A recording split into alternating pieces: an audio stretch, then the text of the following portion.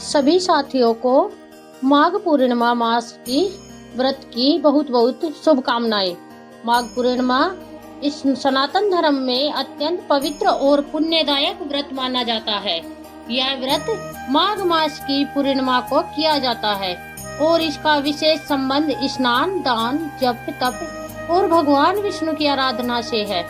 शास्त्रों के अनुसार माघ मास में किया गया स्नान, दान और व्रत 100 यज्ञों के बराबर फल देता है। प्रिय साथियों, कथा को अंत तक अवश्य सुने। यह कथा है उस समय की जब कलयुग ने अपनी काली छाया पूरी तरह से पसारी नहीं थी, जब आस्था और विश्वास की डोर इतनी कमजोर नहीं हुई थी कि जरा से झटके से टूट जाए।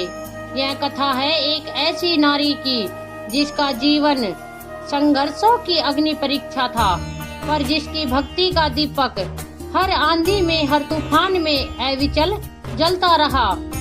सुंदूर एक छोटे से गांव में, जहां जीवन की रफ्तार धीमी थी और प्रकृति अपनी हर सांस में प्रभु का नाम लेती थी, एक स्त्री रहती थी। नाम था उसका यशोदा। यशोदा का जीवन बड़ा सीधा साधा था, पर दुख का पहाड़ उस पर बचपन से ही टूटा था। युवा अवस्था में ही पति का साया सिर से उठ गया था और पीछे रह गई थी केवल एक नन्ही सी जान, उसकी बेटी राधा। यशोदा ने कभी सोचा भी ना था कि नियति इतना बड़ा क्रूर मजाक उसके साथ करेगी। गरीबी ने उसे हर दिन हर पल ललकारा था। समाज की कड़वी बातें तीर बनकर उसके हृदय में कोछलनी करती थी, पर यशोदा ने कभी हार नहीं मानी। उसकी एकमात्र पूंजी थी उसकी बेटी का प्यार और प्रभु नारायण पर उसका असीम विश्वास। वर्षों से यशोदा ने अपने पेट पर पत्थर बांधकर दिन रात मेहनत करके अपनी बेटी को पाला था। उसकी आंखें अक्सर आंसुओं से भरी रहती थी, पर उसकी आत्मा में नारायण के प्रति ऐसी अटूट श्रद्धा थी कि कोई भी कष्ट उसे झुका नहीं पाया। इस वर्ष माघ पूर्णिमा आने वाली थी। यह एक ऐसा पावन पर्व था जब गंगा में स्नान करने मात्र से जन्म जन्मांतर के पाप धुल जाते हैं और मनोकामनाएं पूर्ण होती है। यशोदा ने कई वर्षों से यह व्रत रखने का संकल्प लिया था, पर कभी धन के अभाव में, कभी स्वास्थ्य के कारण वह गंगा तक पहुंच ना पाई थी। इस बार उसने ठान लिया था, चाहे कुछ भी हो जाए, वह माघ पूर्णिमा पर गंगा स्नान के लिए अवश्य जाएगी। उसने अपनी बेटी राधा के उज्जवल भविष्य के लिए, उसके स्वास्थ्य और सुख की कामना के लिए यह कठिन व्रत उठाया था। वो निराहार व्रत रखने वाली थी। सूर्य उदय से लेकर अगले सूर्य उदय तक अन्न का एक दाना भी मुंह में न डालने का उसका दृढ़ संकल्प था। कई दिनों से उसने अपनी छोटी मोटी बचत से कुछ पैसे जमा किए थे। उन पैसों से उसने एक पुरानी सी साड़ी और कुछ फलों का प्रसाद खरीदा, जो वह गंगा मैया को अर्पित कर सके और वापसी में अपने व्रत को तोड़ने के लिए रख सके। रात भर वह सो न पाई। ठिठुरती ठंड में तारे भरे आसमान के नीचे वो बस यही प्रार्थना करती रही, हे नारायण, मुझ दुखारी पर कृपा करना, मेरा यह व्रत स्वीकार करना और मेरी राधा को सुख देना। भोर होने से पहले ही, जब चांद अभी पूरी तरह से छुपा नहीं था और सूरज की लालिमा दूर क्षितिज पर नहीं उभरी थी, यशोदा ने अपनी गठरी उठाई। बेटी सो रही थी, उसे जगाना उसे अच्छा नहीं लगा। सो चुपचाप उसके माथे पर एक चुंबन देकर वो गंगा की ओर चल पड़ी। रास्ता लंबा और पथरीला था। कड़ाके की ठंड हड्डी पसली गला रही थी, पर यशोदा के मन में तो बस गंगा मैया का ध्यान था और नारायण का नाम। उसके नंगे पांव पत्थरों पर पड़ रहे थे, कांटों से बिंध रहे थे, पर उसे कोई पीड़ा महसूस नहीं हो रही थी। उसकी आंखें नम थी, पर चेहरे पर एक अद्भुत शांति थी। यह शांति थी अटल विश्वास की, भक्ति की। कई घंटों की यात्रा के बाद अनंत उसे दूर से गंगा का विहंग दृश्य दिखाई दिया। उसकी आंखें चमक उठी। गंगा के पवित्र तट पर पहुंचते ही उसने देखा हजारों श्रद्धालु दूर दूर से आए हुए थे। हर तरफ हर हर हर गंगे का जय घोष गूंज रहा था। ठंड इतनी ज्यादा थी कि लोग कांप रहे थे, पर भक्ति का जुनून उस ठंड पर भारी पड़ रहा था। यशोदा ने भी गंगा मैया को प्रणाम किया। अपनी गठरी एक तरफ रखकर वो ठंडे जल में उतरने लगी। बर्फ सा ठंडा पानी जब उसके शरीर से टकराया तो एक पल के लिए उसकी सांस रुक गई, पर फिर उसने अपनी आंखें बंद कर ली और भगवान विष्णु का ध्यान करने लगी। नारायण नारायण नारायण करके होठों पर बस यही नाम था। उसने गंगा में 3 पवित्र डुबकियां लगाई और हर डुबकी के साथ उसने महसूस किया जैसे उसके शरीर की सारी थकान, मन की सारी पीड़ा और जीवन का सारा बोझ जल में विलीन होता जा रहा है। एक अलौकिक शांति उसके पूरे अस्तित्व में समा गई। उसने गंगा मैया को प्रणाम किया, अपनी बेटी के लिए प्रार्थना की और मन में नारायण का नाम लेते हुए गंगा से बाहर निकली। वह गीली साड़ी में ही थी और ठंड से उसका शरीर कांप रहा था। उसने अपने लाए हुए फलों का प्रसाद गंगा मैया को अर्पित किया और बचे हुए फल अपनी गठरी में संभाल कर रख लिए। यह वे फल थे जिनसे वह रात को अपना व्रत खोलने वाली थी। उसका मन शांत और संतुष्ट था। उसने महसूस किया जैसे आज उसके जीवन का सबसे बड़ा संकल्प पूरा हो गया हो। एक हल्की सी मुस्कान उसके होठों पर तैर गई, एक ऐसी मुस्कान जो वर्षों बाद उसके चेहरे पर आई थी। अब उसे वापस अपने गांव जाना था, जहां उसकी नन्ही राधा उसकी राह देख रही होगी। यशोदा ने अपनी गठरी उठाई और उसी पथरीले रास्ते पर वापस लौटने लगी। उसका शरीर स्नान के बाद और भी स्थिर हो गया था और निराहार होने के कारण उसे हल्की चक्कर आ रहे थे। सूरज अब धीरे धीरे अपनी पूरी आभा के साथ निकल चुका था और उसकी किरणें ठंडी हवा में हल्की गर्माहट खोल रही थी। वो धीरे धीरे कदम बढ़ा रही थी, मन में नारायण के भजन गुनगुनाते हुए। तभी रास्ते के किनारे एक बड़ी बरगद के पेड़ के नीचे उसकी नजर एक आकृति पर पड़ी। वो आकृति एक साधु की थी। साधु जीर्ण छन वस्त्रों में लिपटे हुए थे। उनका शरीर अत्यंत दुबला पतला था, मानो हड्डियों का ढांचा मात्र हो। उनका चेहरा पीला पड़ा हुआ था और उनकी आंखें भीतर धसी हुई थी। वे ठंड से कांप रहे थे और उनके होठों से हल्की सी करा निकल रही थी। यशोदा ने जब उन्हें देखा तो उसका हृदय करुणा से भर उठा। उसने ऐसे दयनीय साधु को पहले कभी नहीं देखा था। साधु के चेहरे पर भूख और लाचारी स्पष्ट झलक रही थी। वे इतने कमजोर थे कि उठ भी नहीं पा रहे थे। उनकी आंखें जब यशोदा से मिली तो उनमें एक निःशब्द याचना थी, एक ऐसी पुकार थी जो शब्दों से भी अधिक मार्मिक थी। यशोदा का मन व्याकुल हो उठा। एक क्षण के लिए उसने सोचा, मैं क्या करूं? मेरा व्रत है, मुझे निराहार रहना है। पर अगले ही पल उसने मन में एक विचार किया, यह साधु कितना भूखा है, इसके प्राण संकट में हैं। उसकी अंतरात्मा ने पुकारा, क्या मेरा व्रत एक भूखे प्राणी के प्राणों से बड़ा है? क्या नारायण यही चाहते होंगे?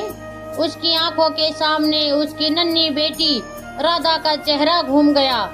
जब वह भूख से रोती थी तो यशोदा का हृदय कैसे तड़प उठता था। वही पीड़ा उसे साधु की आंखों में दिखी। उसका मन द्वंद्व में फंस गया। एक तरफ उसका कठोर व्रत था जिसके लिए उसने इतनी कठिनाइयां झेली थी, इतनी दूर यात्रा की थी।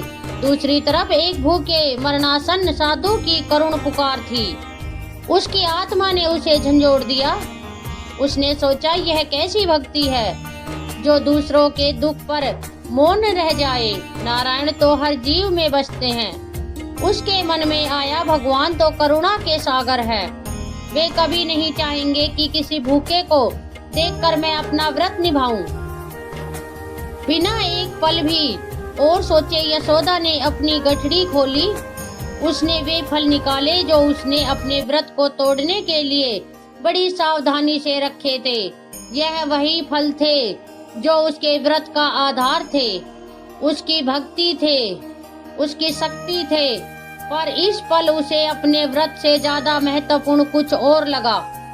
इस साधु के प्राण उसके हाथ कांप रहे थे, पर उसके मन में कोई संयम नहीं था। उसने साधु के पास जाकर उससे उन्हें सहारा दिया। महाराज, आप भूखे हैं, यह फल ग्रहण कीजिए। उसकी आवाज में ममता और करुणा घुली हुई थी। साधु ने जब उन फलों को देखा तो उसकी आंखों में एक चमक आई। उनके सूखे होठों पर एक हल्की सी मुस्कान आई। उन्होंने कांपते हाथों से फल लिए और खाने लगे। उनकी भूख इतनी प्रबल थी कि वे जल्दी जल्दी फलों को अपने मुंह में डाल रहे थे। यशोदा वहीं बैठी रही, उन्होंने निहारती रही। उसकी आंखों से आंसुधारा बह निकली। यह आंसू दुख के नहीं थे, बल्कि एक ऐसी गहन शांति के थे जो उसे अपने व्रत को भंग करके मिली थी। जब साधु ने सारे फल खा लिए तो उन्होंने तृप्ति की एक गहरी सांस ली। उनके चेहरे पर अब कुछ रंगत आ गई थी। उन्होंने यशोदा की ओर देखा और उनके मुख से निकले शब्द यशोदा के कानों में अमृत घोल गए। पुत्री, तूने आज केवल मेरी भूख ही नहीं मिटाई, बल्कि तूने मुझे नया जीवन दिया है। तेरा कल्याण हो, तेरी सभी मनोकामनाएं पूर्ण हो। साधु के मुख से निकले यह आशीर्वाद यशोदा के हृदय को छू गए। उसने साधु के चरणों को स्पर्श किया और उनसे विदा लेकर आगे बढ़ी। पर जैसे ही वह कुछ कदम चली, उसके मन में अचानक एक तीखा दर्द उठा। मेरा व्रत है नारायण, मेरा व्रत टूट गया। यह विचार बिजली की तरह उसके मन में कौंधा। जिस व्रत के लिए उसने इतनी कठिनाइयां झेली थी, वो टूट चुका था। जिस व्रत के सहारे वो अपनी बेटी के भविष्य को संवारना चाहती थी, वो अब खंडित हो चुका था। उसकी आंखों से आंसू के झरने बहने लगे। यह कैसे हुआ? उसने तो परोपकार किया था, पर भूखे को भोजन दिया था, पर उसका व्रत तो टूट गया था। उसकी सारी मेहनत, सारी तपस्या सब व्यर्थ हो गई थी। वो वहीं जमीन पर गिर पड़ी और जोर जोर से रोने लगी। हे नारायण, हे मेरे प्रभु, यह क्या हुआ? मैंने तो बस एक भूखे को भोजन दिया था, पर मेरा व्रत तो टूट गया। मेरा सब कुछ सब व्यर्थ हो गया। मेरी राधा के लिए मैंने जो प्रार्थना की थी, वो अब कैसे पूरी होगी? हे जगदीश, हे लक्ष्मीपति, मैं क्या करूं? मुझसे यह क्या हो गया? उसकी आवाज में इतनी पीड़ा थी, इतना हाहाकार था कि मानो उसका हृदय फट जाएगा। वह अपने माथे पर हाथ पटकती हुई जोर जोर रोती रही। केशव, हे माधव, मैंने तो अनजाने में ही अपना व्रत तोड़ दिया। मुझे क्षमा करो, मुझे अभागिन पर दया करो। मेरा व्रत टूट गया। यशोदा के रुदन की ध्वनि अभी शांत भी नहीं हुई थी कि अचानक वातावरण में एक अलौकिक प्रकाश फैल गया। आकाश में एक अद्भुत चमक उभरी और एक दिव्य सुगंध से पूरा वातावरण भर गया। यशोदा ने भयभीत होकर अपनी आंखें खोली। तभी आकाश से एक गंभीर पर अत्यंत मधुर और शांत आवाज गूंजी। शांत हो जा मेरी प्यारी बेटी, तेरी आंखों के यह आंसू व्यर्थ नहीं है। तेरा व्रत टूटा नहीं, बल्कि आज पूर्ण हुआ है। यशोदा ने अविश्वास भरी नजरों से आकाश की ओर देखा। यह किसकी आवाज है? उसके मन में एक प्रश्न उठा। कौन है जो मुझे बेटी कहकर पुकार रहा है? वह अभी कुछ समझ ही पाती कि उसे क्षण उस अलौकिक प्रकाश के मध्य उसे एक भव्य दर्शन हुए। साक्षात भगवान विष्णु अपने चतुर्भुज रूप में पीताम्बर धारण किए, शंख चक्र गदा और पन्ना लिए गरुड़ पर विराजित होकर उसके सम्मुख प्रकट हुए। उनके मुख पर करोड़ों सूर्यों का तेज था, पर उनकी आंखों में असीम करुणा और प्रेम झलक रहा था। उनके दर्शन मात्र से यशोदा का शरीर पुलकित हो गया। वो अक रह गई। उसकी आंखों से आंसू अभी भी बह रहे थे, पर अब वो पीड़ा के नहीं बल्कि परम आनंद और आश्चर्य के थे। वह अपने कानों पर विश्वास नहीं कर पा रही थी। भगवान विष्णु ने अपने दिव्य मुख से कहा, हे मेरी प्रिय यशोदा, तू क्यों इतनी व्यथित है? तूने जो किया वो किसी भी व्रत, किसी भी तपस्या से कहीं ज्यादा श्रेष्ठ है।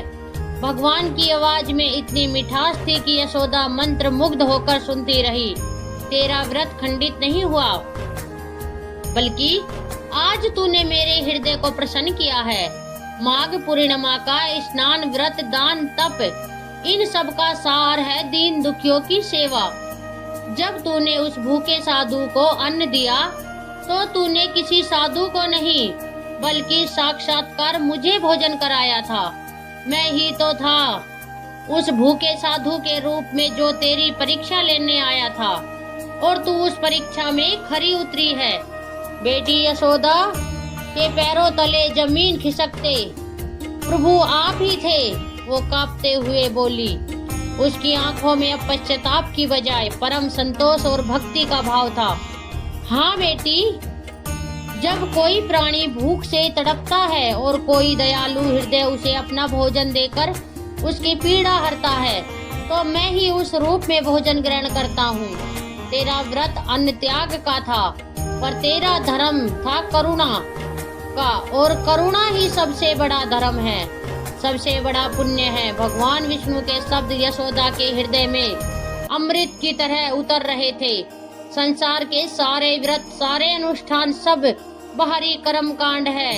यदि उसके मूल में प्रेम और करुणा न हो, तूने अपने निराहार व्रत को त्याग कर एक भूखे प्राणी को प्राणों की रक्षा की है। इससे बड़ा त्याग क्या हो सकता है? इससे बड़ा पुण्य क्या हो सकता है? भगवान विष्णु ने आगे कहा, तूने अपने लिए जो कामना की थी, अपनी पुत्री राधा के लिए जो सुख मांगा था, अब वह सब आज से 100 गुना अधिक होकर तुझे प्राप्त होगा। तेरी राधा का जीवन सुखमय होगा, उसे किसी प्रकार का कष्ट नहीं होगा, और तूने जो मेरे प्रति इतनी अटूट श्रद्धा रखी है, उसके लिए मैं तुझे मोक्ष का वरदान देता हूँ। तूने आज मुझे भोजन कराकर तीनों लोकों में मेरा मान कराया है। भगवान विष्णु की वाणी में ऐसे सम्मोहन था कि यशोदा के हृदय का सारा मैल धुल गया। उसे अपने जीवन का वास्तविक अर्थ समझ में आया। उसकी आंखों से अब आनंद के आंसू बह रहे थे। वो बार बार प्रभु के चरणों में साष्टांग प्रणाम कर रही थी। हे प्रभु, मैं अज्ञानी, मैं नहीं जानती थी कि आप हर कण में विद्वान हैं, हर जीव में निवास करते हैं। मेरा यह व्रत टूटना नहीं था, यह तो मेरे जीवन का सबसे बड़ा वरदान था। भगवान विष्णु ने उसे आशीर्वाद दिया और मंद मंद मुस्कुराते हुए उसी दिव्य प्रकाश के साथ अंतर्ध्यान हो गए। यशोदा वहीं बैठी रही। उसके मन में एक अद्वितीय शांति थी, एक ऐसा संतोष था जो उसने अपने पूरे जीवन में कभी अनुभव नहीं किया था। उसे लगा जैसे उसका शरीर हल्का हो गया हो और उसका मन सारी चिंताओं से मुक्त हो गया हो। उसके चेहरे पर अब दुख की कोई रेखा नहीं थी, बल्कि एक ऐसी दिव्य आभा थी जो उसके भीतर प्रज्वलित हुई थी। वो उठकर धीरे धीरे अपने गांव की ओर चली। रास्ते में अब उसे थकान महसूस नहीं हो रही थी। उसके हर कदम में एक नई ऊर्जा थी, एक नया उत्साह था। जब वो अपने घर पहुंची तो उसकी बेटी राधा भागकर उसके पास आई। यशोदा ने उसे गले लगा लिया और उसकी आंखों में अब एक ऐसी चमक थी जो पहले कभी नहीं थी। यशोदा ने अपनी बेटी को भगवान विष्णु के दर्शन और साधु रूपी प्रभु की कथा सुनाई। राधा भी आश्चर्यचकित रह गई। उस दिन के बाद यशोदा का जीवन बदल गया। उसे कभी किसी चीज का अभाव नहीं हुआ। उसकी बेटी राधा बड़ी हुई, उसने एक अच्छे घर में विवाह किया और सुखी जीवन बिताया। राधा ने अपना शेष जीवन दीन दुखियों की सेवा में समर्पित कर दिया। वह समझ गई थी कि असली भक्ति मंदिर में नहीं बल्कि मानव सेवा में है। असली व्रत अन्न त्याग में नहीं बल्कि करुणा और त्याग में है। भगवान हर जीव में बसते हैं और उनकी सेवा ही साक्षात प्रभु की सेवा है।